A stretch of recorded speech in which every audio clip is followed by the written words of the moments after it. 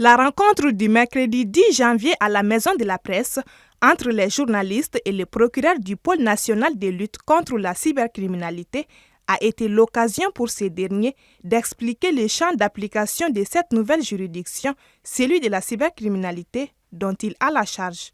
Il est dit parfois, oui, c'est une loi dure, c'est une loi sévère, c'est une loi liberticide. Pour moi, plutôt que de voir la loi sur la cybercriminalité et le pôle de lutte contre la cybercriminalité comme étant des entraves à l'exercice de ces droits et libertés, mais plutôt de les voir en tant qu'instrument qui garantit, qui accompagne, qui protège l'exercice de ces droits-là. Quelle que soit la liberté, dans le cadre d'un état de droit, s'exerce dans des limites.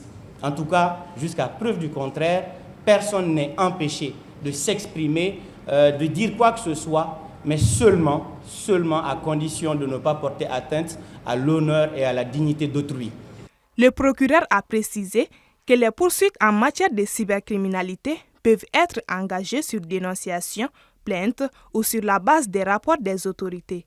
De plus, le pôle peut s'autosaisir en exploitant ces rapports.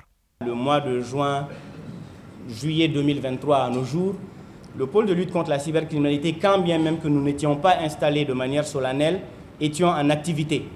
Nous avons reçu, en tout cas dans cette période, quelque chose comme 232 plaintes, sur lesquelles 28 ont fait l'objet de jugement, 14 procédures sont devant les magistrats instructeurs.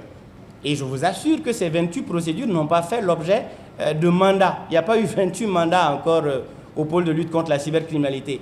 Et donc, moi, je suis effaré, permettez-moi de le dire, quand j'entends les gens dire « il y a trop de… » Oui, je comprends que la liberté, c'est la chose la plus précieuse. Une seconde de détention, c'est une seconde de trop. Un mandat pourrait être un mandat de trop, mais force doit rester aussi à la loi. Dr Adama Coulibaly a aussi expliqué que les infractions en rapport avec la cybercriminalité sont continues, c'est-à-dire qu'il n'y a pas de prescription en la matière. Par ailleurs, le procureur n'a pas voulu se prononcer sur les dossiers en cours d'examen, notamment les nombreuses arrestations et mandats de dépôt à l'encontre de plusieurs personnes pour des raisons de présomption d'innocence, ce qui a laissé les journalistes sur leur faim.